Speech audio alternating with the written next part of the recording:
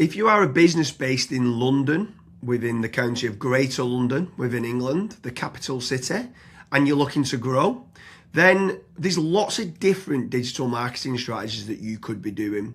A lot of people are talking about AI SEO and trying to get your brand mentioned in those large language models.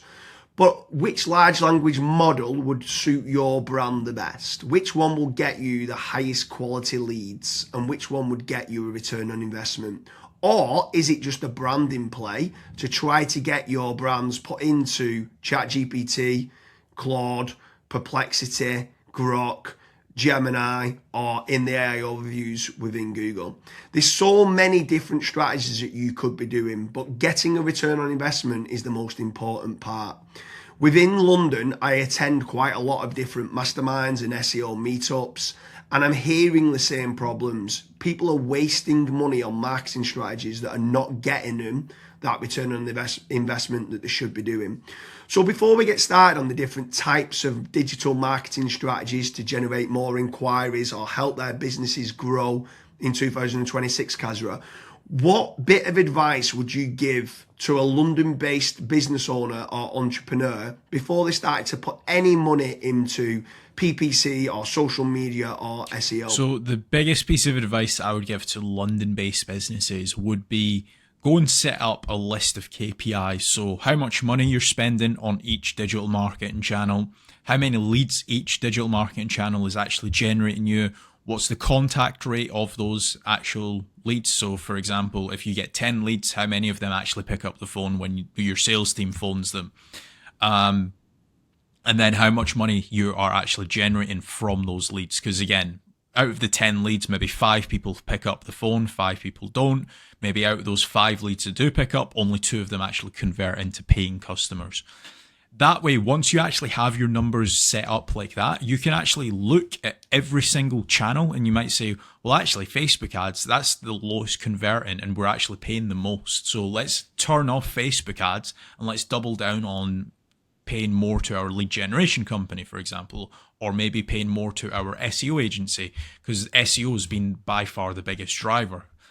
That way you can actually take predictable steps as to, okay, which channels should we turn on, which channels should we turn off. So James, which channel would you first recommend? So step number 1 for me has got to be branding or brand SEO, and making certain that you're looking good online, you've got a strong reputation. I think everything needs to start, the foundations need to start with a positive kind of brand SERP of who you are and what you do. So a SERP stands for search engine results page, and getting that branding right across the board then can lead on to other things of what you can be doing. It will improve your conversion rate on paid ads or social media. Any leads that you get in, the conversion rate would be good. If at the 11th hour, they're going to decide who you're going to go with, branding, I think, becomes very, very important. So I'd say that's the first thing that people need to get right for all digital marketing strategies. My next strategy is going to be AI visibility. I feel like more and more companies are actually looking into this. So what does ChatGPT, Claude, Gemini, Grok, Perplexity say about your brand or about your business? Is it a positive thing or is it a negative thing? And also trying to figure out what it says about your competitors as well.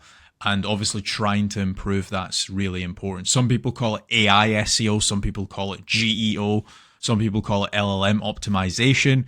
But this is going to be a big thing in 2026 and also in the years to come as well.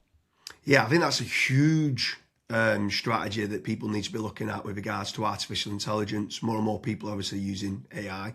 The next one for me is filling in the form at FatRank or Promo SEO, which do a commission-based lead generation service for UK companies looking to grow. I think it's important to be looking at your own digital marketing efforts to generate your own leads, but also if you can use some freelancers and outsource some as well, you've got that diversification of leads.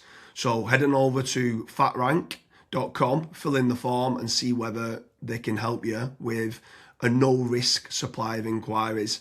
Promise you'll also do a very similar performance-based lead generation service as well that you might want to fill in the form with there, and just double check whether you can go and get a third party lead generation company to top up and start generating you some leads for your business to grow in 2026. Yeah, and then next on the list is Google Business Profiles, so Google Map listings. This is like local SEO where you basically just try and get more reviews. You build out your Google Business Profile in your local area. Now, there's pros and cons to this. I think the biggest pro is that once it is actually ranking, you're going to be consistently generating leads.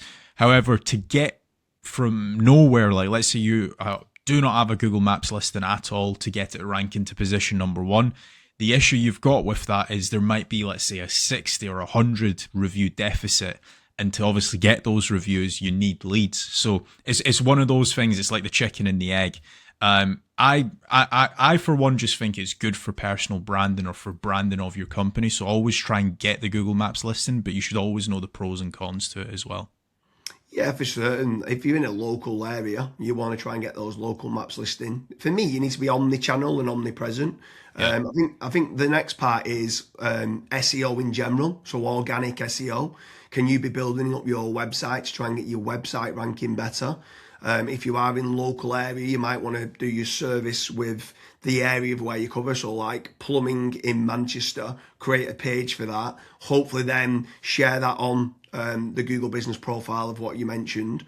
But trying to get organic rankings, the amount of search volume that people are out there searching for different services of what you do, or it could be some blog posts that you could be doing as well.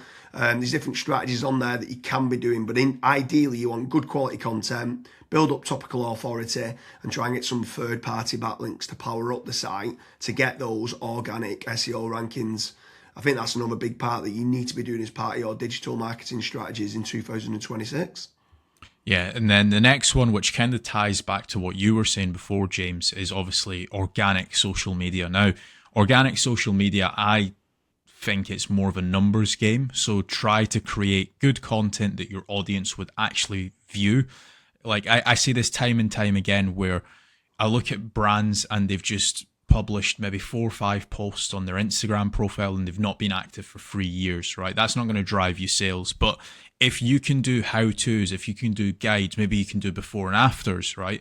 If you can do content like that, that way people will see you on socials and they will actually click to actually figure out more about you, fill in the contact form. The caveat to organic social media, yes, it's free to do. It's not like PPC, for example, but it is very much a numbers game. So you want to be consistently uploading, maybe not every day, but at least 3 or 4 times a week. Yeah, for sure. On the subject of social media, paid social ads as well is massive. I'm a massive advocate of the kind of the dollar a day strategy of what people talk about. So if you are going to be taking the time to be posting every day, like you mentioned there, for organic social media, just spending a few pounds on those posts and boosting it. So getting case studies, any awards that you've won as well for reputation, and starting boosting that. You can also be running retargeting ads. So if anyone's clicked through to your website, you can be running retargeting, which is paid social as well. Different places like Meta, so whether that's Facebook and Instagram, you've got Twitter, you've got YouTube, you can be running Pinterest, you can even run in places like Reddit as well for paid ads. And I think paid social media is still an untapped market for digital marketing strategies. Yeah. The next one is it's probably a love-hate relationship. It's PPC, right? Google AdWords or doing it on Bing, wherever. That's basically the sponsored results. So if you search for a service, it's above local SEO. Now, I have spoken, and both myself and James, we've both spoken to so many business owners that are either they've spent 10, 15, 20,000 pound on it, and they've not had a single result, or they might have had a few leads and it's just not been of quality. Or you've got other guys that have spent hundreds of thousands on it and they're like, it's the best thing that's ever happened to my business. Now, the reason why people are either they absolutely love it or they absolutely hate it is probably down to how it's been set up. Like there's so many different nuances to PPC, like for example, having a really proactive negative keyword list, making certain that you have a set of banned IPs. Like, for example, your competitors could be clicking on your ads, and that's deemed as what's called click fraud. Making certain that you've got a high converting landing page, making certain that you KPI your sales team. So when a PPC lead comes in, that is one of the first priorities that they actually take when it comes to contacting the lead. There's all of these different nuances, and if you're not on the ball with PPC, it's probably not going to work for your business. However, if you've got a really good, well-refined sales team, you've got a really good landing page, you've got a well-kept, up-to-date negative keyword list, you are using click fraud software, at that point, it will actually probably perform well for you. But again, just know the pros and cons to PPC. Yeah, for sure. There's certainly pros and cons. There's benefits of using it to get instant leads. But like you said, the amount of people that we speak to that have burnt a lot of budget and not had the inquiries and stuff that's come through as part of the digital marketing is pretty scary. While we're on the subject of paid, obviously we spoke about paid social ads, and now you've spoke there about PPC with Google or Bing. I'm going to throw in the mix paid ads on AI platforms. It's not fully rolled out as we're doing this video, but I know that ChatGPT are looking to try and roll out ChatGPT ads. Claude, Perplexity, other kind of LLMs might start rolling it out in 2026. I think if you're one of the early adopters and innovators to get on there, I think you could be getting cheap leads or cheap contact form submissions. So it's something to look out for of doing paid AI listings and ads. I think that could be something to look out for in 2026. Next on the list, and this is a little bit out of control. You do obviously have like forums that you can get your brand mentioned in, like for example, Reddit and Quora.